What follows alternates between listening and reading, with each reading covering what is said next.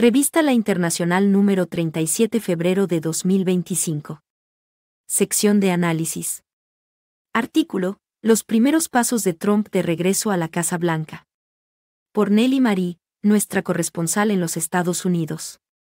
En el momento de escribir este artículo, hace apenas 2 semanas que Trump fue investido presidente de los Estados Unidos.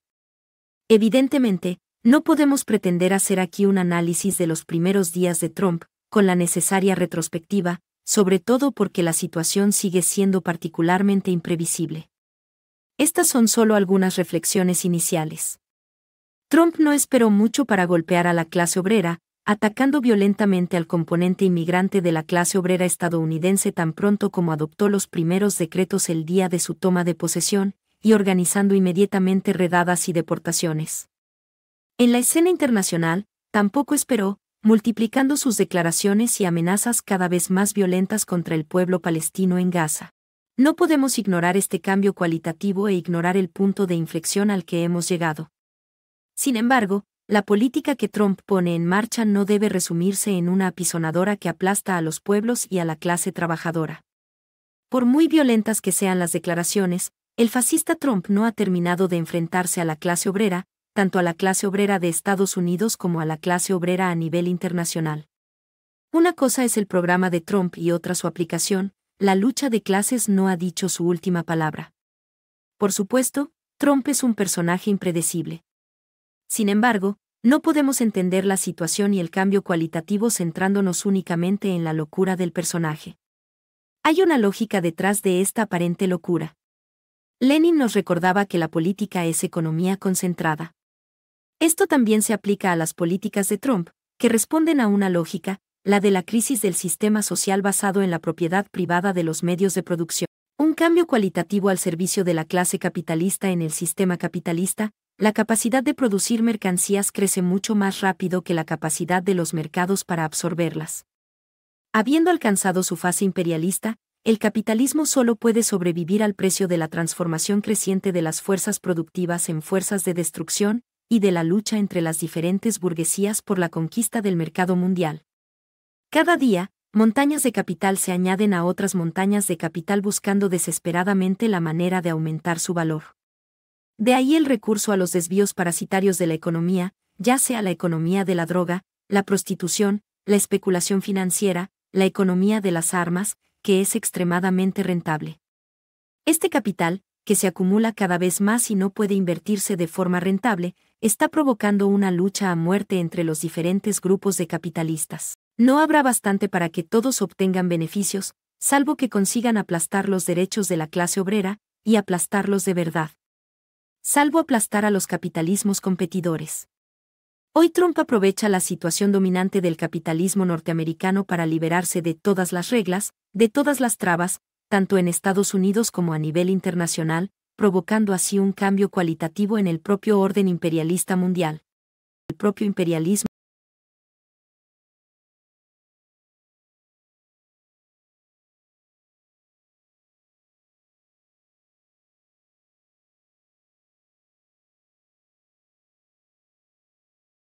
está poniendo en tela de juicio todas las formas institucionales que ha establecido. En particular las creadas tras la Segunda Guerra Mundial, que eran necesarias para el mantenimiento del orden imperialista, y necesarias al principio para la estabilidad de la cooperación contrarrevolucionaria entre la burocracia estalinista y el imperialismo.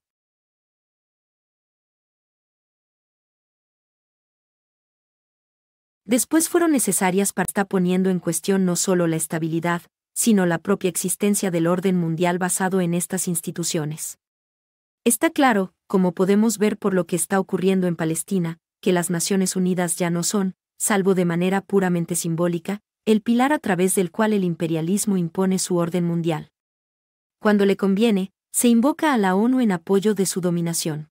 Pero como podemos ver, cuando el aparato del Estado sionista desprecia todas las recomendaciones y votos de la ONU, hasta el punto de prohibir las actividades de la UNRWA, la agencia de la ONU responsable de los refugiados, aparte de algunas protestas formales de las principales potencias imperialistas, Netanyahu tiene vía libre, al igual que el imperialismo en general tiene vía libre para actuar a su antojo, violando lo que presenta como el nec plus ultra del derecho internacional, es decir, la ONU.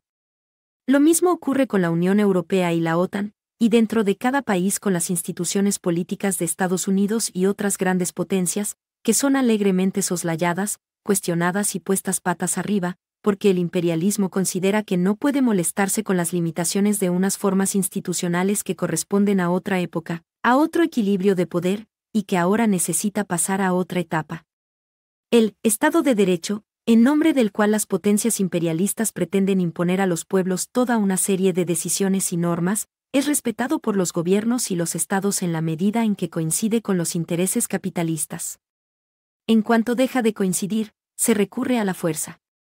En este contexto, la guerra aparece más que nunca, como decía Clausewitz, como el medio para resolver las cuestiones que no pueden resolverse por los medios políticos tradicionales. La guerra se convierte en un instrumento principal de la política internacional del imperialismo, pero también de su política nacional, y esta es la actualidad de la guerra civil, la reunión capitalista más importante de los últimos años.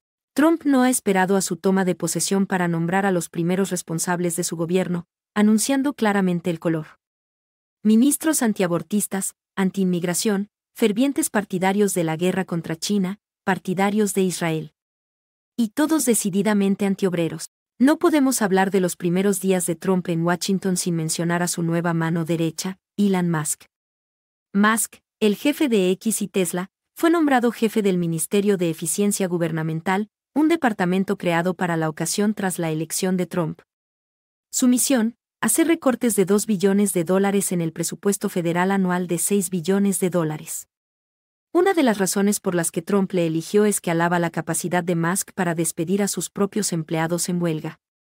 Si van a la huelga, les dices, no pasa nada, estáis todos despedidos, se entusiasmó Trump en una entrevista emitida en X con Musk el 12 de agosto.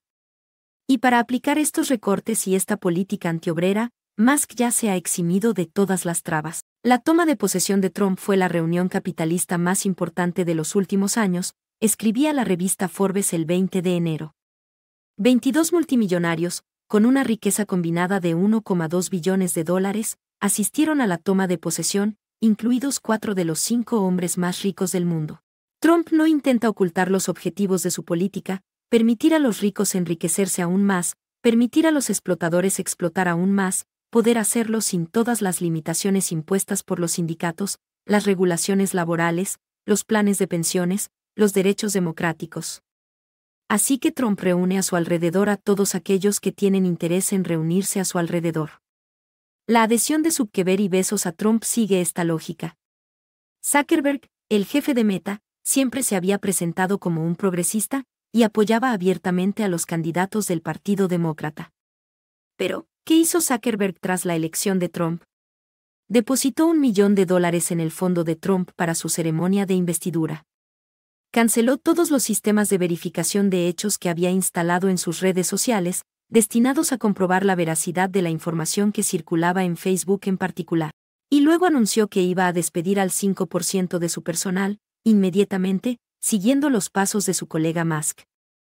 En pocos días, Zuckerberg se ha convertido en uno de los mayores partidarios de Trump. En una de las conferencias mensuales de la sección francesa, Los Viernes Marxistas, dedicada a los primeros días de la toma de posesión de Trump, el ponente reflexionaba sobre este acontecimiento. Estaban todos juntos, los viejos reaccionarios y los viejos progresistas, todos unidos en el trumpismo triunfante. ¿Y por qué? Porque la conciencia social de los capitalistas se disuelve cuando entra en contacto con la perspectiva del beneficio.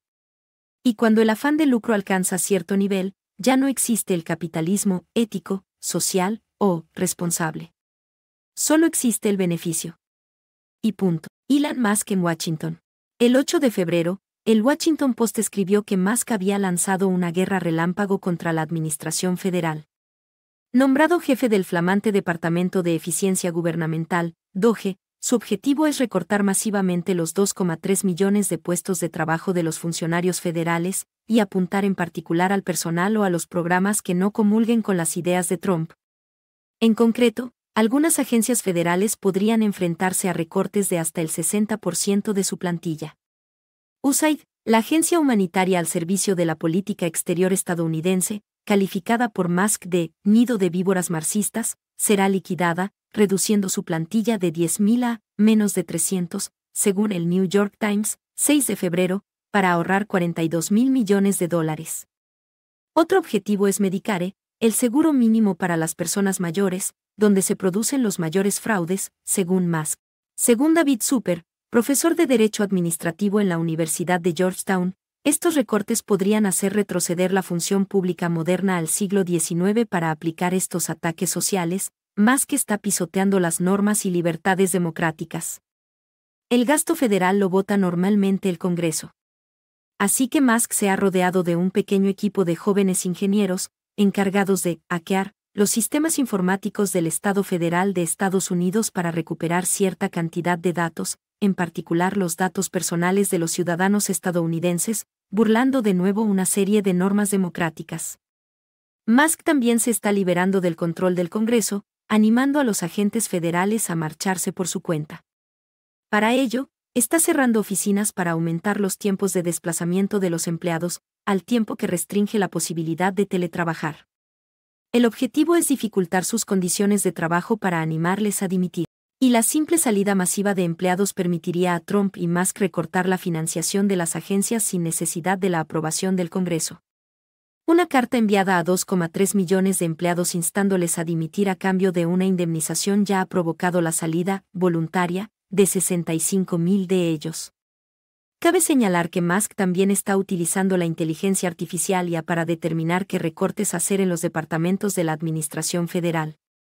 Se están utilizando herramientas de IA para analizar archivos y datos gubernamentales y averiguar qué puestos de trabajo humanos podrían ser sustituidos por inteligencia artificial, herramientas de aprendizaje automático o incluso robots. El Departamento de Educación es el primer objetivo de este proceso, ya que la inteligencia artificial se utiliza para analizar datos financieros y detectar contratos no exigidos por ley que podrían ser cancelados. Sin más dilación, se intensifica la ofensiva contra China. Trump lo anunció, y lo confirmó en su elección de administración, el imperialismo estadounidense debe centrar su ofensiva en China. Esto se debe a que China todavía se basa en un modo de producción controlado por el Estado que se interpone en el camino del imperialismo estadounidense para tomar el control de sus mercados. ¿Qué forma ha tomado esta ofensiva desde la toma de posesión de Trump? En este caso, tenemos que analizar el tema de la inteligencia artificial, su desarrollo y las repercusiones que está teniendo en la economía estadounidense.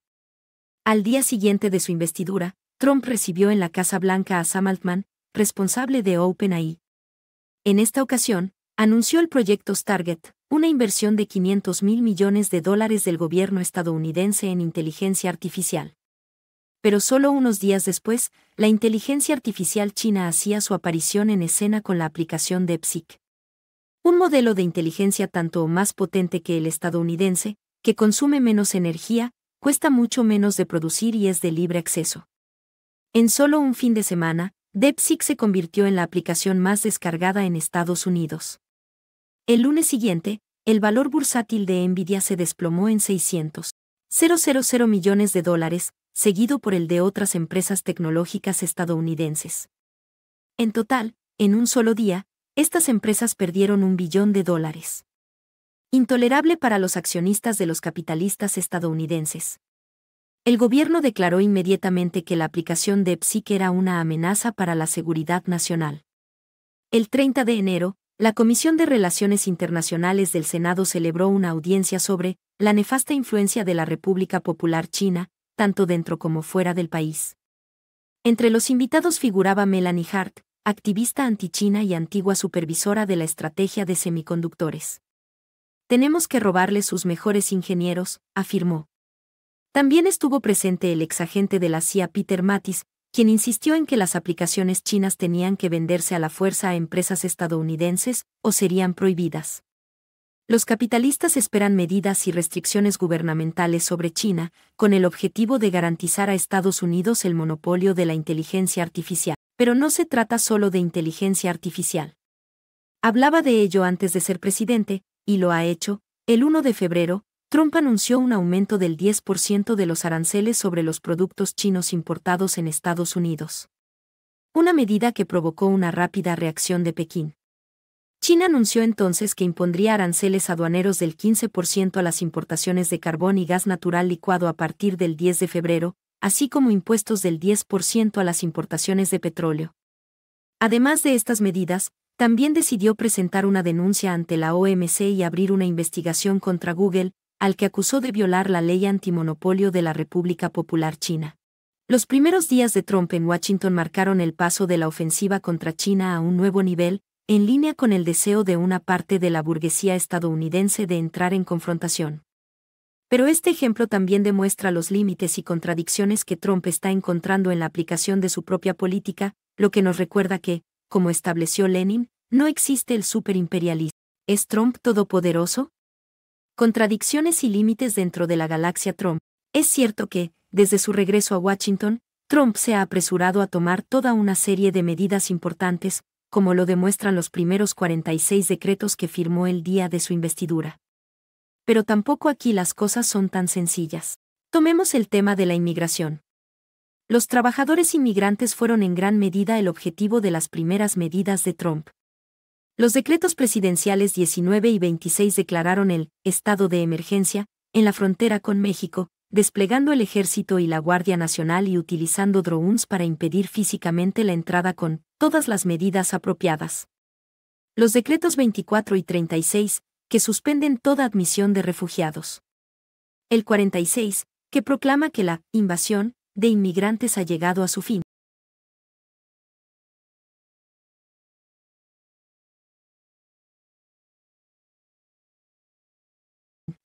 Pero estas medidas están lejos de ser compartidas por todo su entorno.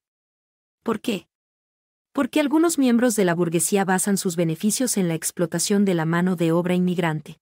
Es el caso, en particular, de Rick Narebout, el jefe de la industria láctea de Idaho, un estado cuyos electores rurales votaron mayoritariamente a Trump, que teme las deportaciones masivas de inmigrantes y sus consecuencias. Bastarían unos días sin poder alimentar ni ordeñar a nuestras vacas para que toda la industria láctea del país sufriera daños irreparables. Geo, 2 de enero.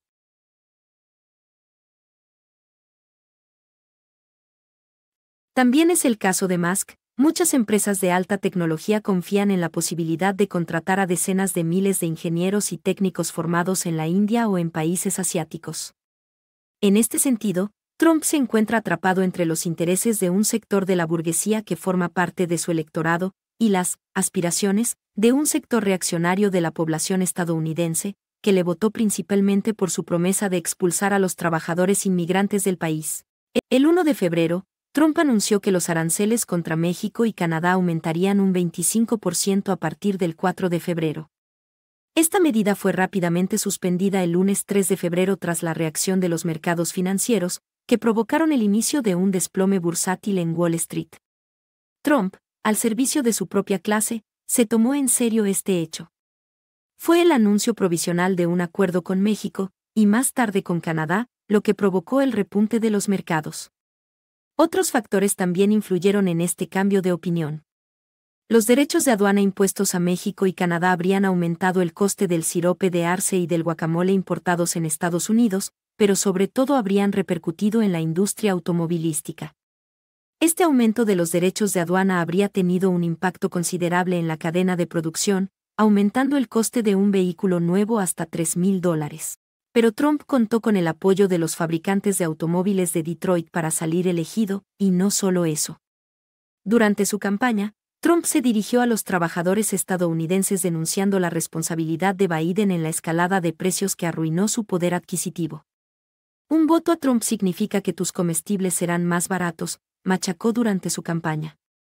Desde el día en que jure el cargo, bajaré los precios rápidamente y haremos que Estados Unidos vuelva a ser asequible.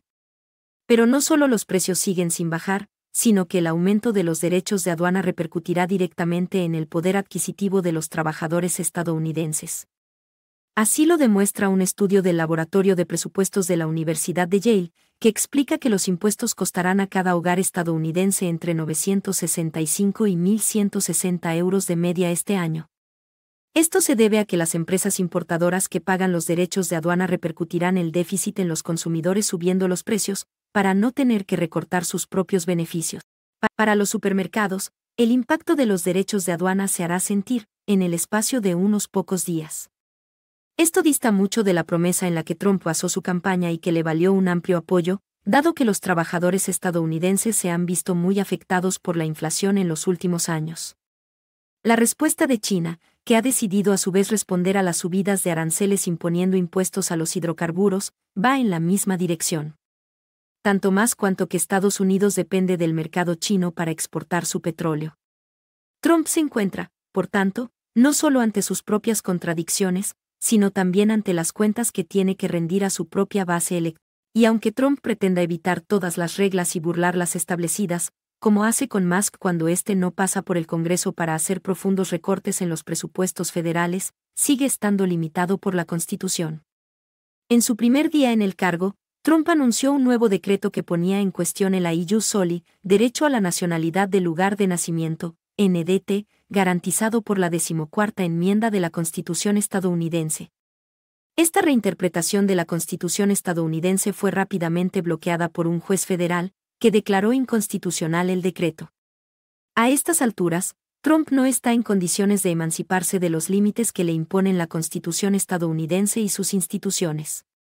No está en condiciones de hacerlo, sobre todo teniendo en cuenta la presencia de la clase obrera estadounidense. Pero eso no significa que no vaya a intentarlo, aunque sea multiplicando sus intentos de lucha por el poder transgrediendo la propia Constitución. Pero para ello tiene que enfrentarse a la clase obrera. Hace medio siglo, Margaret Thatcher, la primera ministra británica, dijo: "No sé nada de lo que comúnmente se llama sociedad". En cierto modo, Trump se hace eco de ello. En cierto modo, lo que está diciendo es: ya no me importan las reglas establecidas, las reglas de la democracia, las reglas de representación de las personas, los derechos adquiridos. Iremos donde queramos, cuando queramos y cuando decidamos. Ya no quiere estar encorsetado por las limitaciones formales y las normas de organización de la sociedad. Es una dirección que ha atraído a cierto sector de la burguesía estadounidense. Entre los cercanos a Trump se encuentra Peter Thiel. Mucho más discreto que Musk, este multimillonario, que fundó su fortuna en PayPal, reivindicó su apoyo al candidato republicano ya en 2016. En un ensayo de 2009 titulado La educación de un libertario, Peter Thiel explicaba que, en su opinión, capitalismo y democracia ya no eran compatibles. Cuanto más se expandía la democracia, más exigían las masas concesiones a los capitalistas. La solución: menos democracia. Eso es lo que Trump está prometiendo a estos multimillonarios cuando promete no más reglas, restricciones ni límites. ¿Significa esto que la llegada de Trump a Washington, y el cambio cualitativo que ya se ha producido, marca el fin de la democracia, el comienzo del fascismo? Con el debido respeto a Peter Thiel, todavía estamos muy lejos de eso. Porque la clase obrera, ya sea estadounidense o internacional, está lejos de estar derrotada. La clase obrera americana no ha dicho su última palabra. Lo que está en juego es el enfrentamiento entre las dos clases, tanto en Estados Unidos como a escala internacional, ya que la política aplicada por el imperialismo más poderoso tiene consecuencias en todo el mundo. La clase obrera estadounidense no está derrotada.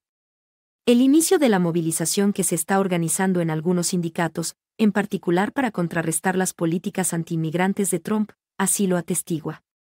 Las primeras órdenes ejecutivas del presidente en este sentido dieron lugar a una serie de redadas, detenciones y deportaciones. Militarización de la frontera con México, redadas de la Policía Federal de Inmigración, ICE, en escuelas, centros de salud, iglesias. No había pasado ni una semana desde la toma de posesión de Trump cuando la portavoz de la Casa Blanca declaró que una primera operación masiva había permitido la detención de 538 migrantes y la deportación de cientos de migrantes presentes ilegalmente en el país. Uno de nuestros corresponsales sindicales en Nueva York nos cuenta cómo se está organizando la movilización para proteger a los trabajadores inmigrantes. Como sindicato, nos estamos preparando para proteger a nuestros compañeros trabajadores inmigrantes. He descubierto la forma en que la Policía Federal lleva a cabo las detenciones. El ICE entrena a sus miembros para que utilicen trucos que faciliten las detenciones. La cuarta enmienda prohíbe a los agentes derribar la puerta de una propiedad privada para venir a detenerte, a menos que tengan una orden especial que les autorice a hacerlo. Encuentran formas de desviarlas, llamando a los inmigrantes a casa para decirles que han perdido los papeles y que pueden venir a buscarlos a tal o cual oficina. Llaman a tu puerta, te hacen creer que han venido a inspeccionar el edificio, y en cuanto sales, pueden detenerte. Incluso he oído casos en los que los agentes hablan en español y te piden que salgas, para hablar de la vida. Una vez que estás fuera de tu propiedad, tienen derecho a arrestarte. Así que repartimos folletos para informar a los trabajadores inmigrantes y hacerles saber sus derechos. En Chicago, Trump quería organizar redadas masivas de inmigrantes. El Sindicato de Profesores de Chicago, organizadores de la histórica huelga de 2019, asumió la defensa de los trabajadores inmigrantes. Tras señalar que las órdenes ejecutivas de Trump permiten a los agentes de inmigración hacer redadas en escuelas, hospitales, guarderías y lugares de culto, el sindicato llamó a sus miembros a permanecer unidos para proteger a nuestros estudiantes y sus familias. 24 de enero. Uniendo la palabra a la acción, el sindicato relata, hoy, la dirección de la escuela ha confirmado que agentes de la Policía de Inmigración han intentado entrar en una escuela primaria sin una orden judicial. El personal, de acuerdo con nuestro convenio colectivo que señala el carácter inviolable de la escuela, ha hecho retroceder a los agentes federales. Militantes del sindicato encabezados por su presidente y un abogado acudieron en ayuda de los profesores, protegiendo a los niños y ahuyentando a los policías federales de Trump. Un artículo de The Organizer, el periódico de la organización estadounidense que se reclama del Corsi, informaba de las movilizaciones en California, el 28 de enero, en San José, California, en un condado donde viven y trabajan 134,000 inmigrantes indocumentados, ante el anuncio de una redada del ICE. Cientos de estudiantes de secundaria del Instituto William C. Oberfeld salieron a manifestarse, tomando las calles de la ciudad. En sus pancartas se podía leer, detengan las redadas, detengan el odio, y protejan a los trabajadores agrícolas. Muchos eran hijos de trabajadores agrícolas mexicanos, obligados a emigrar por el colapso de una agricultura devastada por los acuerdos de libre comercio.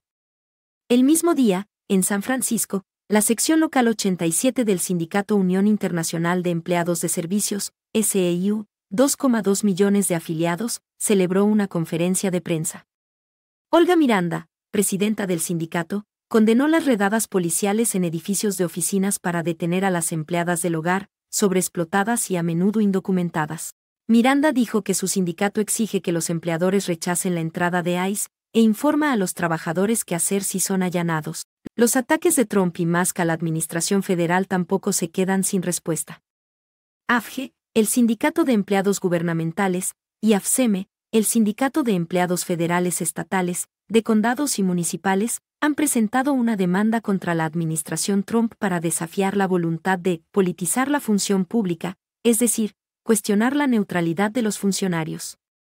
Juntos, podemos bloquear el intento de despedir a miles de trabajadores estadounidenses serios que han dedicado sus carreras a servir a su país, y evitar que sean reemplazados por servidores políticos incompetentes leales al presidente, pero no a la ley ni a la Constitución, dijo el presidente de AFGE, Everett Kelly. La resistencia de la clase trabajadora estadounidense se mide no solo en las respuestas a los ataques de Trump, sino también en la capacidad de los trabajadores para seguir organizándose en todas partes para luchar por sus derechos y reivindicaciones, para luchar contra la explotación. Testigo de ello es la forma en que, el 28 de enero, tras un año de movilizaciones, los trabajadores del Centro Médico Providence Little Company of Mary de San Pedro arrancaron su primer convenio colectivo con el sindicato, asegurándose aumentos salariales que oscilan entre el 8% y el 58%. El acuerdo abarca a casi 600 enfermeras profesionales registradas, auxiliares de enfermería, técnicos de rayos X, terapeutas respiratorios, auxiliares de salud mental, trabajadores sociales, terapeutas de rehabilitación, dietistas, trabajadores del servicio de comidas y otros cuidadores del hospital de 231 camas, que incluye el mayor centro de cuidados subagudos de la región, escribe el Sindicato Nacional de Trabajadores de la Salud. También vale la pena señalar que el 27 de enero, los trabajadores de Philly Whole Foods votaron a favor de formar su propio sindicato, derrotando a su jefe, el ahora partidario de Trump, Jeff Bezos. Esta es la segunda vez que los trabajadores estadounidenses ganan una batalla sindical contra Amazon. En una entrevista, Ed Dupree, uno de los organizadores de la movilización, afirma, la principal preocupación de todos es mejorar los salarios, las ventajas sociales, la atención médica y las protecciones en el lugar de trabajo, especialmente para los trabajadores mayores y las personas con discapacidad. y acabar con el acoso a los compañeros. Nos hemos inspirado mucho en lo que ha hecho Starbucks. Todo esto nos ha ayudado a comprender la escala a la que tenemos que operar para conseguir nuestro primer convenio, y ha influido en nuestra decisión de unir nuestras fuerzas con la UFCW, United Food and Commercial Workers, Sindicato de los Trabajadores de la Alimentación y el Comercio, NDLR, en lugar de permanecer independientes.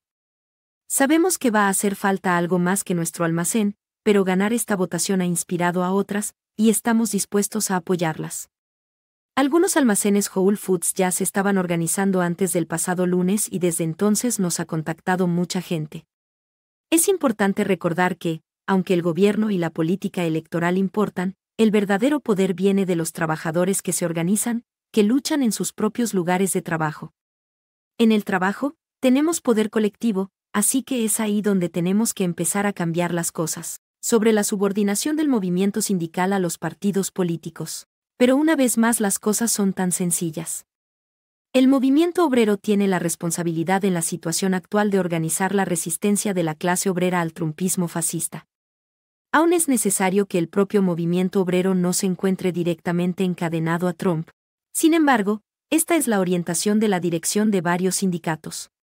Previniendo la reanudación de la huelga de 47.000 estibadores en la costa este de Estados Unidos, Harold J. Daggett, presidente del sindicato ILA, saludó a Trump como uno de los mejores amigos de los trabajadores y trabajadoras.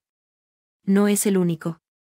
En el Washington Post, 19 de enero, Shawn Fan, presidente del sindicato United Auto Workers, UAW, declaró: "Estamos dispuestos a trabajar con Trump". A finales de agosto de 2024, representante de la izquierda, del movimiento sindical y partidario del Partido Demócrata, Fan había afirmado que la candidata demócrata, Harris, era una luchadora por la clase obrera, y había calificado a Trump de esquirol. Se acabó todo eso, Fan escribe: "Trump ha prometido poner aranceles para proteger a los trabajadores, y estamos de acuerdo en que los aranceles son una herramienta necesaria. Para defender sus intereses de clase, los trabajadores estadounidenses tendrán que deshacerse de quienes subordinan al movimiento obrero, tanto al Partido Republicano como al Partido Demócrata. Porque la subordinación de muchas de las direcciones sindicales al Partido Demócrata, a su vez también representante de los intereses de la clase capitalista, no solo permitió la victoria de Trump, sino que sigue jugando un peso en la actualidad. ¿Por qué? ¿Cómo puede oponerse alguien a ciertos aspectos de las políticas de Trump, que a veces no son más que una continuación de las de Biden, cuando hizo campaña por Kamala Harris, que endosa las políticas de Trump? En un artículo de Dropsite fechado el 30 de enero, nos enteramos de que el plan de Trump de encerrar a los trabajadores inmigrantes detenidos en Guantánamo en realidad vino de Biden. El miércoles, el presidente Donald Trump firmó una orden ejecutiva para ampliar un centro de detención de inmigrantes en la base naval de Guantánamo. Antes de que se publicara la orden ejecutiva, la administración había anunciado que 30.000 migrantes serían detenidos en Guantánamo. Aunque todavía no está claro si Trump podría ampliar la detención de migrantes en Guantánamo, ni cómo lo haría, los funcionarios de la administración ya llevan orden de avance recibida de otra persona, el expresidente Joe Biden. Desde hace años, tanto las administraciones demócratas como las republicanas han utilizado una sección poco conocida de la base naval de Guantánamo para detener a migrantes, principalmente procedentes del Caribe. Debido a la naturaleza secreta de esta instalación, conocida como Centro de Operaciones para Migrantes de Guantánamo, MOC, por sus siglas en inglés, las condiciones que allí se dan son generalmente desconocidas.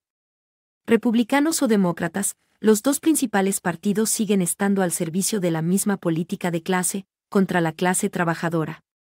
Está claro que unirse al Partido Demócrata no será una solución, sino un freno a las batallas que se avecinan. Esta idea se ve reforzada por el hecho de que, desde la toma de posesión de Trump, el Partido Demócrata se ha mantenido particularmente moderado cuando se trata de oponerse a sus políticas, en particular aprobando todas las nominaciones hechas por Trump para su gabinete cuando podrían haber utilizado las reglas del Congreso para frenar este proceso. Tanto es así que grupos de jóvenes miembros del Partido Demócrata están tratando de presionar a sus dirigentes para que despierten.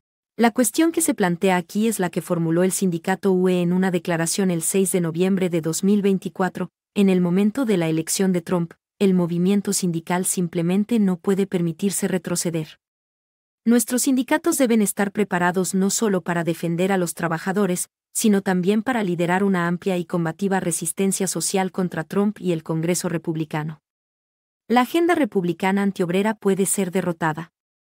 Para que eso suceda, el movimiento sindical debe ayudar a liderar esas luchas. Estas elecciones han demostrado, una vez más, que el actual sistema bipartidista es incapaz de unir a los trabajadores en torno a una visión de progreso. Reiteramos la posición adoptada por el Consejo Ejecutivo General de UE en septiembre: los trabajadores necesitan una organización política independiente que defienda sus intereses frente al corrupto sistema bipartidista, y hacemos un llamamiento a nuestras secciones locales y a nuestros afiliados, al resto del movimiento obrero y a nuestros aliados de otros movimientos sociales para que se tomen en serio la construcción de una alternativa política real, un partido obrero que pueda unir y hablar en nombre de la clase trabajadora. Pero no basta con declaraciones, hay que pasar a los actos. En la situación actual, la tarea de los militantes revolucionarios. ¿Cuál es hoy la tarea de los militantes revolucionarios? En un viernes marxista celebrado en noviembre, Alan Benjamin, responsable de Socialist Organizer, explicó, según los medios de comunicación capitalistas y los expertos políticos, el 5 de noviembre el pueblo estadounidense giró dramáticamente a la derecha hacia el fascismo, infligiendo una derrota histórica a la clase obrera. Se equivocan. Lo que fue derrotado el 5 de noviembre fue la orientación de los dirigentes en bancarrota del movimiento obrero y de todas las comunidades oprimidas hacia el Partido Demócrata, difundiendo la ilusión de que el apoyo a los demócratas puede ser de alguna manera un baluarte contra la creciente marea del fascismo. No es así. Es cierto que el golpe para los trabajadores y las comunidades oprimidas ha sido duro. Pero aunque hay un movimiento creciente a favor del fascismo, todavía hay tiempo para cambiar la marea a favor de la clase obrera y los oprimidos. Aunque la clase obrera, sus sindicatos y organizaciones se han visto muy debilitados por su política de subordinación al Partido Demócrata, los sindicatos han recuperado fuerza en los últimos 2 años gracias a una larga serie de huelgas de base en todas las industrias. Han demostrado que son capaces de contraatacar la ofensiva que se está librando en nombre de MAGA, Make America Great Again / devolver a América su grandeza. Socialist Organizer dice que no podemos ni debemos dejar que el fascismo se imponga. Lo que se necesita para detener y revertir la ofensiva dirigida por el capitalismo es que el movimiento obrero rompa con el Partido Demócrata y dirija, en alianza con organizaciones de comunidades oprimidas, la lucha por construir un partido laborista.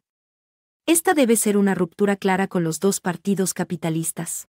La ruptura clara con los dos partidos capitalistas es también la lucha que está llevando a cabo el Ujime People's Progress Party, una organización de trabajadores negros del estado de Maryland, que en el número de enero de su periódico The Progress Report advertía a los trabajadores negros implicados en la lucha contra la administración Trump. En su discurso de investidura, Trump estableció el marco en el que llevará a cabo los planes de su gobierno de extrema derecha.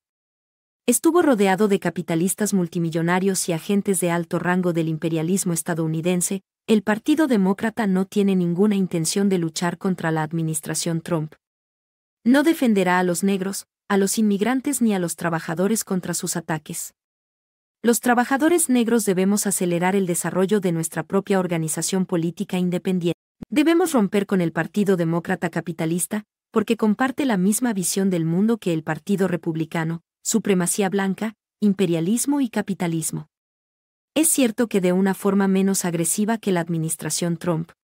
Por lo tanto, los negros, los inmigrantes y la clase obrera deben prepararse. Es necesaria una resistencia organizada e independiente contra los ataques que Trump desatará contra nuestros derechos. Pero no dejemos que el Partido Demócrata secuestre nuestra resistencia al fascismo y a la opresión del Estado.